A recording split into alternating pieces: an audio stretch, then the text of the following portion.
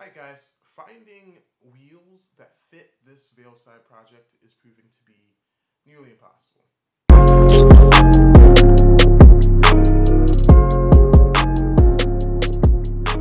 Alright, so we reached the point of the build.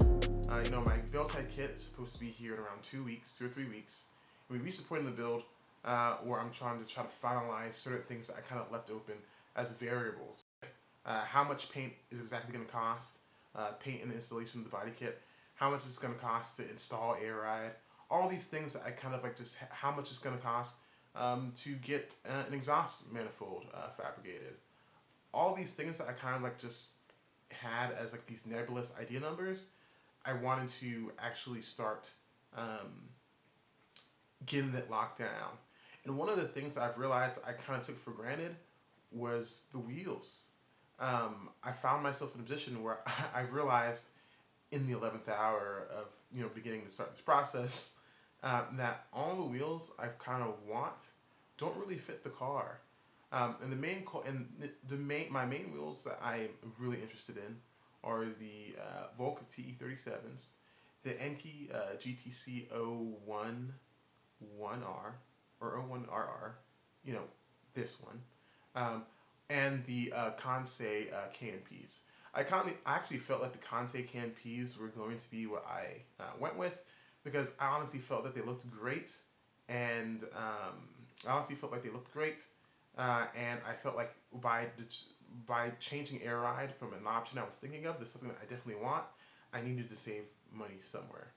But what I noticed is when I started to really start dialing in these offsets that I needed, that nothing seemed to fit my car. And the main culprit there is that the lug configuration on the MR2 is 4x100, which is a very unpopular lug configuration. Whereas so I'm limited in what type of wheels I can run. So the only way to get around this is to get a PDC changer, which is basically like a spacer. It acts as a spacer and it also acts as a changer to your lug configuration.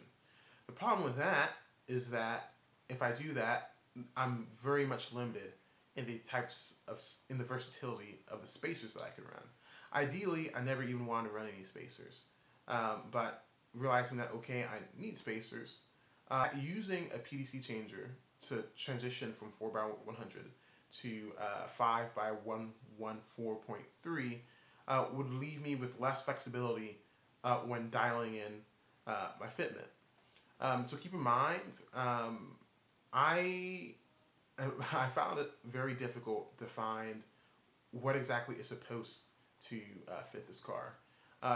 Based on going on Spyder chat and talking to a couple people in the MR2 Spyder group, I was able to get approximately what everyone else was running in terms of their offsets. And by everyone else, I mean there's pretty much only 3 sources of information I was able to find. There was a Midship Garage, who if you buy the kit from them, they have, the recommended fitment, and it says it's the fitment that's in the picture. That looks pretty flush. But you have 18, for the front wheels, you have 18x8 plus 35 with a 20mm spacer. And in the rear wheels, you have 18x10 plus 22 with a 20mm spacer. Some of you guys may be familiar with Marvin.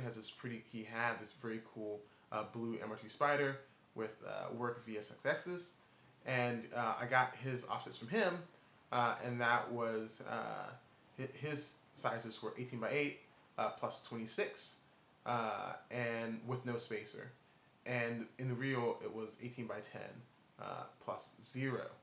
The problem with that is that the person who bought Marvin's MR2 were saying that there is a little bit of rub when you take a hard turn. So you have like a 95% of your turning capability, and I would pretty much like to avoid any sort of type of rub. And then there's also Danny Joyce's green Veilside MR2 Spyder that some of you guys might have seen on YouTube. He gave me a host of different wheel specs that he couldn't quite 100% confirm, but it's going off memory. But pretty much what I'm trying to show here is that I have this range of uncertainty, regarding what the proper fitment for the wheels on this car is. And because of that range of uncertainty, and because I want I have air ride, I'm going to use air ride, and I want the fitment to be perfect, it is very important that I have flexibility in dialing in my offsets as necessary. So because of that, I don't want to use a PDC changer, right? I don't want to convert from have a spacer that essentially acts as a converter from a 4x100 to a 5x114, because as far as I can tell, those at least need to be 18 millimeters in width. Whereas if I have a regular 4x100 spacer, 4x100 configuration, I can just throw in a 3mm spacer. I could throw in a 5mm spacer. I throw in an 8mm spacer. I have a lot of variability pertaining to what size of spacers I could run in order to make sure that my fitment is on point. That does not exist with a 5x104 lug configuration. So the big problem here is that when you look at wheels that are available in 18-inch by 5x114, there are none, at least none of the reputable brands. Like, it's very rare. So I found myself in a situation, to make sure that I didn't end up shooting myself in the foot, that I would just get custom 3-piece wheels. This is a story for another day, but apparently, just because you get custom 3-piece wheels doesn't mean you could, at least for these work wheels that I've ordered, you can't quite get whatever offsets that you want, depending on the wheel size and width. They'll tell you, and your disc type, they'll tell you which offsets are available to you, and you pretty much have to take those. So it's not truly completely custom made. But what I decided to do was use the specs that were given to me on Midship Garage's website, because if I have custom 4x100 lug wheels made, I have ultimate flexibility in terms of adding the proper amount of spacer, and I can dial in fitment perfectly. I know there's a big conversation on whether or not spacers are safe or not, but I believe that they are, and I believe that in the absence of measuring everything out myself, and even honestly, I'd feel so uncomfortable measuring everything out myself, because this is such a big issue, or there's such a large room for mistake if things don't go exactly as you expect them to be. I'd just rather have some baked in flexibility in there. I know 18x8 is perfect. I know 18x10 is perfect. It's just a question of what the offset should be. If I go with Veilside's recommended offsets, I could always just add the appropriate amount of spacer. If I try to get a different lug pattern, I'm much more limited in the type of spacer I could use. So I just decided I'm going to get 4x100, and I'm going to, put in spacers as necessary. Because if I make the wheel too aggressive, I can't fight back poke.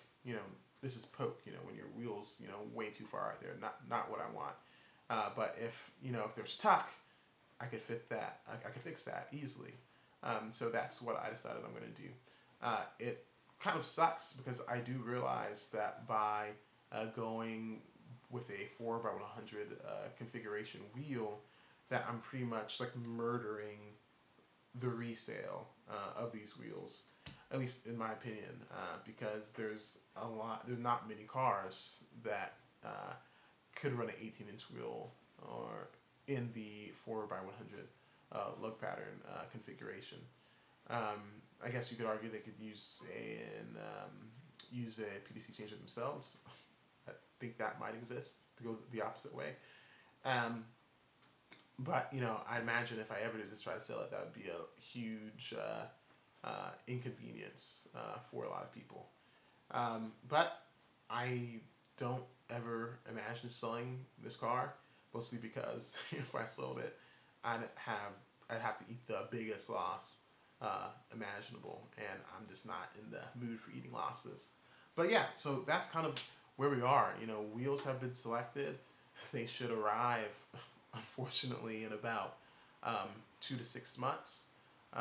But finding the guy who I know is going to do the paint work and the air ride, as well as the headers, is one guy who's A1 and all these things.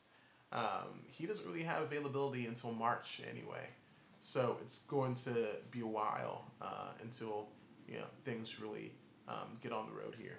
But yeah, that's the video. Thank you guys for watching. I can't believe that this Veilside build is finally getting off the road, and I'm starting to order more and more parts, and I'm have a lot more videos to kind of show you guys what else has gone into this process. But as always, like, share, and subscribe, and I appreciate you guys. Bye bye.